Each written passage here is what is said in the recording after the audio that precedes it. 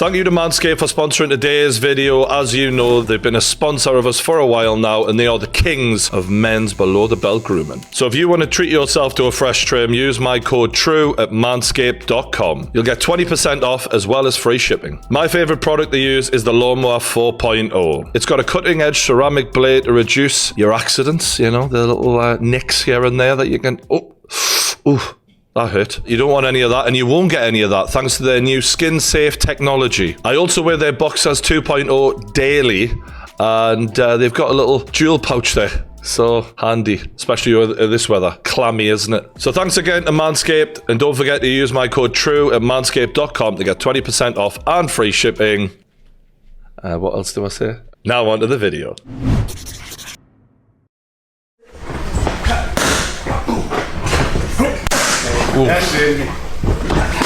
Oof, that right hand. This dude is fucking huge. Every time I see this guy, I just think, fucking hell, like Jake Paul. Like, I've met Jake Paul. This guy just is a much bigger human. That jab is so bizarre. He's having to tell him to turn over his jab. At this stage in your career, you should not need someone to tell you how to literally throw the punch properly. No disrespect, but fuck me. Come on. Step. That's him getting lazy and getting tired. You're going to do nothing with a fucking punch like that. Come on. That's a jab. All right, that was a little bit of pad work from Hasim Rahman Jr. ahead of his fight with Jake Paul. They've done a press conference. Let's watch it. With this footage stuff, man, they be putting out what they want to put out. Did you put out the footage when you turned around and ran away from me in the ring? I'm here to end this facade that he's calling a career. When Jake Paul fall, we definitely gonna see that. I've never seen anyone who speaks as confidently to Jake Paul pre-fight. This is a dude who grew up in boxing in the most elite boxing gyms, surrounded by legends. He had over 100 amateur fights. Obviously a 12-1 pro. He does not look at Jake Paul the way everyone else does. And that can only help him in this fight. Everybody you fought been a debut. Who have you fought? Tyrone Woodley, UFC champion. 20 and Ben 0. Askren. What are you talking about? Nate Robinson. Champions in MMA. Champions in MMA. NBA champion. No boxes. Hasim Rahman Jr. is doing a real solid job here. Yeah, considering this is his first time in this scenario, he is being very good with the microphone. Like, let's not act like pro boxers are good talkers. Like, the vast majority of them are fucking terrible. Like, they're fucking terrible. There's that Scottish guy who's pound for pound highly ranked. I tried to listen to him the other day. It's just fucking terrible. Josh Taylor. No offense, but like, you know, most of them could send a glass eye to sleep. The guy is talking some good shit. Yeah, I'm enjoying this. And I will be using both hands. You'll see, I got something for you. I only use one hand when I sparred him. He can't even spar nobody with one hand. I like the way he's going with this. That's what's going on in his whole camp. That's all they do. Look, Rock, don't do this. Don't switch southpaw. And that's what I was trying to tell him. It's a handicap in here. Don't get too, you know what I'm saying, too confident. I'm trying to help you. I actually do believe a little bit of what Hasim Rahman Jr. is saying here. When I watched his early interviews after sparring Jake, he was always positive about Jake. He was always encouraging. I think he did have the right idea that a sparring partner should have. But obviously Jake being Jake, he wants to beat everyone. I think there's a hint of truth in both sides of the story. I think Jake probably did a lot better than what was expected. But Hasim Rahman Jr. was, you know, taking elements of his game away to make it more competitive at that time. This was a couple of years ago now. Jake's improved a lot. I don't know what he think is going on, but he definitely barking up the wrong tree. I'm gonna fuck you up. No one's ever spoke like this to Jake. If you look at Jake's face here, I've never seen Jake do that before. He looked genuinely quite annoyed and frustrated. I don't think Jake is scared. Like, he picked this guy. He's the one who had the self-confidence to go, give me the real boxer, give me the heavyweight, give me the guy who I shouldn't be beating here. So it's not a fear thing, but there's real tension, and I'm enjoying it. Flat out, I'm gonna give you the honest answer. I don't know if my son gonna like it, but I'm just gonna tell the truth because that's what I do. My son has really underperformed and underprepared for pretty much all of his fights. But he will be ready for this one. Jake's face when he sees that. Dad, why'd you say that at the press conference, Dad? Okay, Jake Cole got one back there. That was a good one. Why I couldn't turn southpaw when we sparred? Why your corner and your trainers and you were so adamant about you turned southpaw in that did too. Not. It makes sense that he couldn't turn southpaw though, because if Jake was planning on fighting a certain style when you're doing sparring, you want the person to try and replicate the stance and style of the person you're fighting. What's going on? why Why are you mad? running in a box ring? Do you know how to box?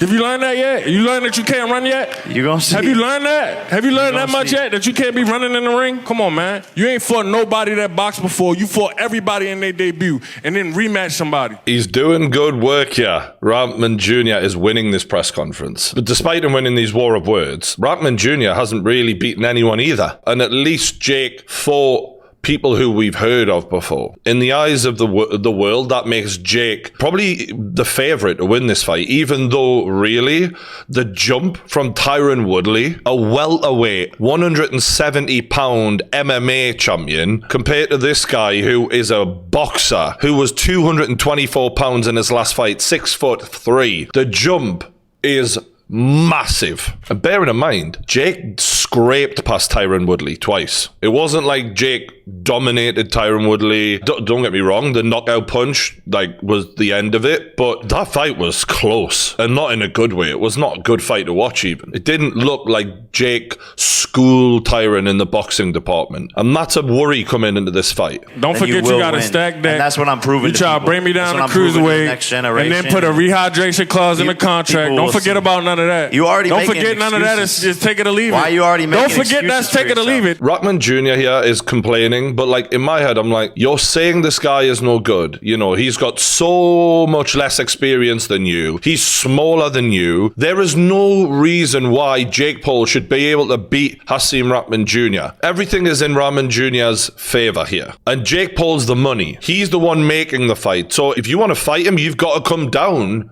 to cruiserweight to fight him. That's his weight class. And yeah, there's a rehydration clause in there so that he can't just balloon back up. But that's a fair thing to ask when everything is in Rachman Jr.'s favor. In experience, in size, in reach, in power. You'd think so anyway. You know, you've trained your whole life in the Mayweather gym. I think Zab Judah's dad trained him. This guy has been around legends. If you can't beat Jake Paul now, at this stage of your career, with or without losing some weight and a rehydration clause, you're not as good as you thought you were. And really, your dreams are dead. There is no reason why the YouTube kid should be able to fight for a few years and then beat a guy like this. There's no way Jake Paul can't get credit from this, even for taking the fight, let alone winning. He doesn't have to win. He has to just show heart, get in there and hang with this guy. And if he wins, great. If he looks good, great. He just needs to do a lot more than what he did against Tyron Woodley. Why you keep calling me a heavyweight? Talking about how I'm a heavyweight if you're not fighting me a heavyweight.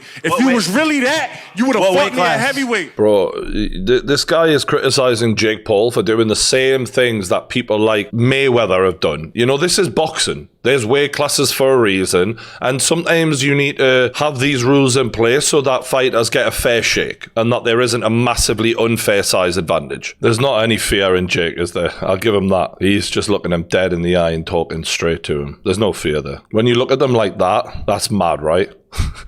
Okay, I want to rewatch the last fights of these two just to brush up on where they were when we last seen them. So this guy who we was fighting is legit as fuck. Kenzie Morrison. He's the son of another heavyweight puncher in history, Tommy Morrison. What a fucking life story he has, by the way. Like, unbelievable. And the guy's got 17 KOs, 19 wins, no losses, 2 draws. So this is a serious challenge in front of Hasim Rahman Jr. So this will be a really good way for us to watch this and get a gauge of how good he really is in there with a fucking legit test. Good body shot. His body looks a little soft of Kenzie, doesn't it? Yeah, it does. He's got a nice little slip of the head and then he sort of drops his shoulder and lays them into the body. He's in there with a hard puncher who was really trying to rip his fucking head off, and he looks calm, he looks relaxed, and that's why he's able to see things coming and deliver those bad fucking body blows. Nice jab. He pops that jab from the hip there.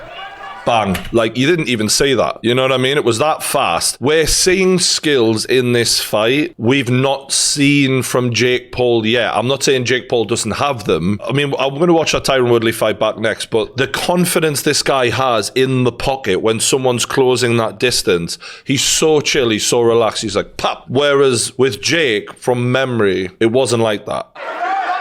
Doesn't have a long amateur. Ooh, he does get caught a little bit, Rachman Jr., and that must be what Jake Paul's team are thinking of why this is worth taking. Good right hand. Look at that right hand.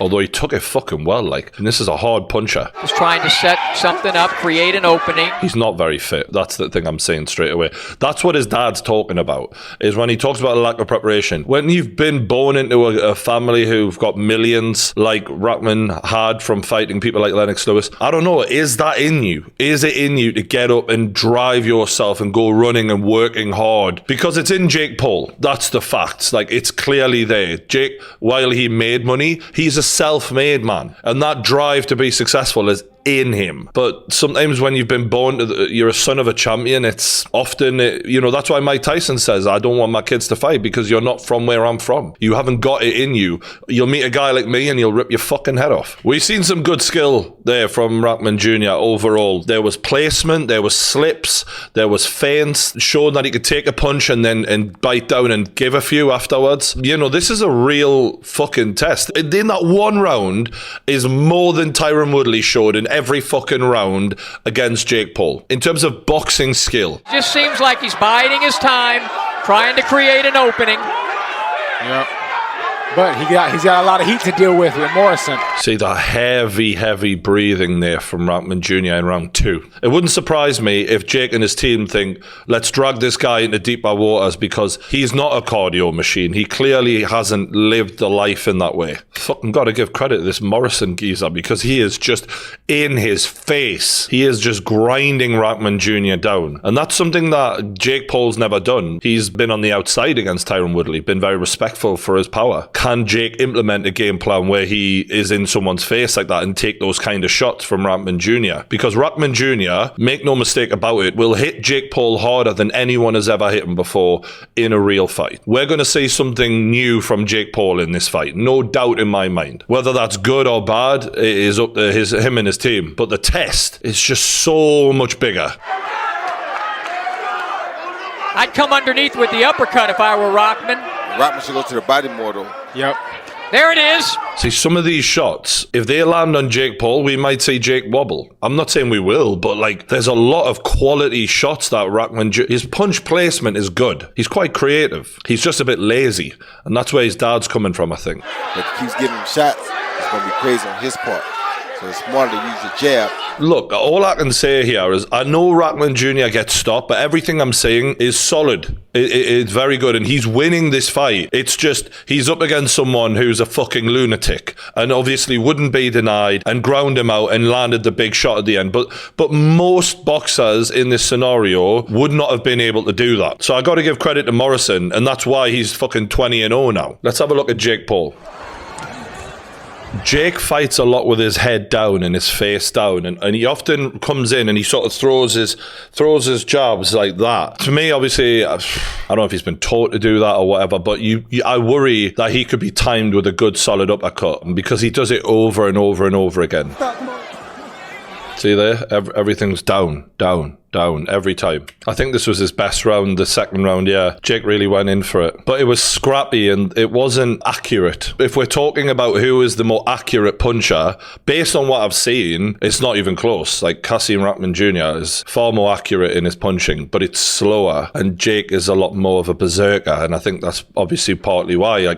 And the pace that Jake is fighting at here is a lot faster than what Rachman Jr. was doing. That may be a problem. They may be trying to run him into the ground. Like, they may have Jake so fit that he comes out and is just going to try and Tasmanian devil this shit. I think the speed of Jake is definitely going to be a problem for Rachman Jr. to contend with. He's just a lot quicker. Another thing that Jake relied on a lot of was clinching in that last fight, and with a bigger man, it's going to be harder to get away with that, where he can lean on you, drain you a bit. So this right here was the story of this fight for the vast majority of the rounds. You'd have Jake come in, duck his head in, try with the jab. Sometimes he'd miss, and then they would clinch. Sometimes he'd land it, and sometimes he'd land a 1-2. But like, it was just an ugly fight where it did not make Jake look like he was improving technically as a boxer. It looked like, a bit of a novice fighting in there. And because he is, I get that. But when you're making these huge jumps and you're going against a guy in Rachman Jr. who didn't look like this in his last fight, like, if we're basing on the last fights in terms of technical ability, Rachman Jr. looks far better. But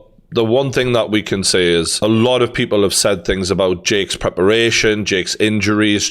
There was a pullout, a last minute change of opponent. So I get that this wasn't Jake at his best, but it's still concerning. I know you're taught to keep your chin down, but it's like he constantly sort of just head right down and windmills. The Jake I really enjoyed watching was the one against Gabe, where he was a lot more calm under pressure, and when he was attacking, he was just within range. His judgment of distance in this fight was not good. Like, if you look at the difference between Rachman Jr. and Jake Paul, their judgment of distance and how calm Rachman Jr. stays in the pocket and how he's just on the edge, and this is years and years of him knowing the millimeter difference between being in range and being out of range. Whereas Jake, in this fight, he looked completely unaware. They've made a highlight package of this fight, but I remember the full fight, and you've seen like a long time go by in between combinations. Whereas when you watch Rachman's fight, like, the rhythm is a lot more like a normal boxing match. Partly this is down to Woodley, because Woodley is so non-committal. And the minute Jake would even do anything, Woodley jump away, and same for Jake a lot of the time. They weren't engaging anywhere near enough. But basically, Jake stole a lot of rounds in the first and second fight with Woodley by just doing a few combinations per round and stealing the rounds. This is going to be a lot more like a traditional boxing match. And this is where BJ Flores, the coach of Jake Paul, is really going to have to earn his money, because scrapping with Tyron Woodley, who's a smaller guy, and just doing those combos and stealing the rounds and then landing the big shot at the end, that was enough. But to beat Hasim Rahman Jr., all right, Jake's got power and speed, and maybe that'll be enough to catch him. But generally speaking, there's going to have to be an element of fight IQ that's there now in Jake, that's much higher than where it was against Tyron Woodley. And this wasn't that long ago. Based on what I'm saying, it's a big, big fucking jump that he's going to need to make between this fight and the next fight. So BJ Flores has done an interview with our good mate, Wade Concept. Shout out to Wade. Great interview. And he's given his opinion on this. Tyron came in with a good game plan. He was aggressive. He came forward. And Jake was still working on, getting that distance to land those shots. And yeah, he knows. He said the distance there. Yeah, he knew that was an issue. And, sometimes, when you get fighting in front of 20,000 people and you get that adrenaline, you get that crowd and everything, there's a lot of factors to take in. And it's very, very difficult when you've got a skilled, talented, tough fighter in Tyron Woodley. Yeah, I think BJ is putting the most positive slant on this fight as possible. I don't think Woodley had a good game plan at all. I think Woodley was pretty dog shit in that fight. He's just tough. Jake looked extremely tentative in exchanging. Like, he come across really tense, and that's why he would just revert to sort of those novice tactics of bearing your head down and just sort of windmilling. The things that Jake did well earlier on is he would place his punches. He seemed to have a really good idea of distance. I genuinely felt like that was a regression fight. It did not look like he was getting any better. And I had some questions about his coaching at that time, and they're going to be answered, because the pressure is so much now on BJ Flores, in my opinion, to really get Jake where he needs to be for a proper boxer like this. The level is going to have to go up massively. And I think what BJ is saying here is Jake underperformed a bit on the night, and therefore, with the extra coaching, the extra time, and him performing as he knows he can perform, he can't beat Hasim Rahman. And I'm not disagreeing with that for 1 second, but the last two fights are bad signs for this fight. So this is going to have to take something seriously different from Jake Paul from those two fights to win this one. I'm excited. I don't know about you lot. Let us know in the comments below how you're feeling about this, because some people I've talked to, they're like, nah, it's not got the name value of Tommy. But for me, I think the jeopardy is way higher, way more likely to lose this fight than he would against Tommy. It's not that I don't rate Tommy, I just feel like what Hasim Rahman's bringing to the table is fucking serious. Let us know what you think in the comments below. Hit that like button, subscribe. Thanks for watching, and I'll see you on the next one.